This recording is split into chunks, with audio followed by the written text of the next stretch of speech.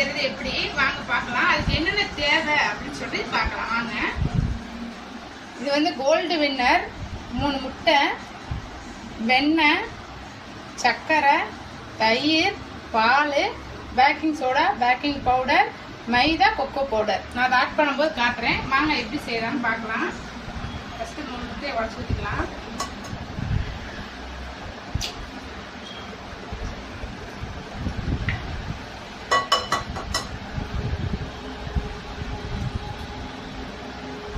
முட்டையை உடச்சி ஊற்றிட்டு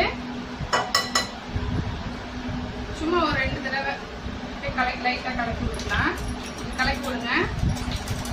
நல்லா கலக்கி விட்டதுக்கப்புறம் சர்க்கரை ஆட் பண்ணலாம். ஓரளவு கலந்து தச்சு எக்கெல்லாம் நல்லா இதுவாகிடுச்சு. எக்கு ஒயிட்டு எல்லாமே நல்லா எல்லோ ஒயிட் எல்லாமே நல்லா மிக்ஸ் ஆகிடுச்சு. இப்போ அடுத்து சர்க்கரை ஆட் பண்ணலாம். சர்க்கரை வந்து நம்ம 1/4 கிலோ போடுறோம். அதை நல்லா ஆட் பண்ணணும். சர்க்கரையும் முட்டையும் நல்லா ஆட் பண்ணிட்டு லைட்டாக மெல்ட் ஆகும். சர்க்கரை மெல்ட் ஆனோடனே அப்படியே ஸ்டெப் பை ஸ்டெப்பாக நம்ம ஒன்றா ஆட் பண்ணிக்கலாம். சர்க்கரை லைட்டாக மெல்ட் ஆகுது.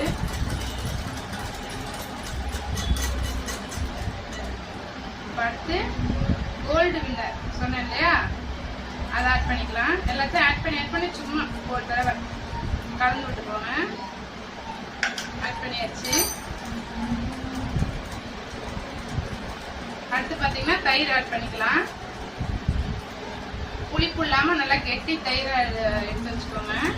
புளிப்பும் இருக்கக்கூடாது, தண்ணியாகவும் இருக்கக்கூடாது. தயிர் வந்து நல்லா கெட்டியாக இருக்கணும். தயிர் ஆட் பண்ணிட்டு அதை நல்லா கலந்துக்கோங்க. தயிர் எதுக்கு ஆட் பண்ணுறோம் அப்படின்னா, தயிர் ஆட் பண்ணோம்னா நல்லா சாஃப்டாக இருக்கும். நம்ம கேக் ஆறினாலும் நல்லா சாஃப்டாக இருக்கும். இதை ஒரு தடவை ட்ரை பண்ணுங்க, நல்லா சூப்பராக இருக்கும். அடுத்து பால் ஆட் பண்ணிக்கலாம்.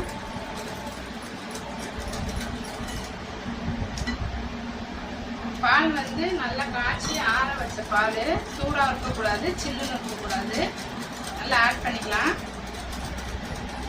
எண்ணெய் ஊற்றியாச்சு. எதுக்கு வெண்ணெய் அப்படின்னா, வெண்ணெய் ஆட் பண்ணிங்கன்னா அந்த ஸ்மெல் பார்த்தீங்கன்னா நல்லா சாப்பிடும் போதே உங்களுக்கு நல்லா தெரியும். அதெல்லாம் சின்ன ஸ்டியூப்பாக வாங்கி வச்சுருக்கேன். வெண்ணெய் ஆட் பண்ணிங்கன்னா நல்லா அந்த ஸ்மெல்லு அவ்வளோ சாப்பிடும் போதே உங்களுக்கு தெரியும் எவ்வளோ ஸ்மெல்லு சூப்பராக இருக்குது அப்படிங்கிற மாதிரி இருக்கும். ஆட் பண்ணி நல்லா கலந்து விட்டுக்கிறோம். கலந்து விட்டதுக்கப்புறமேட்டு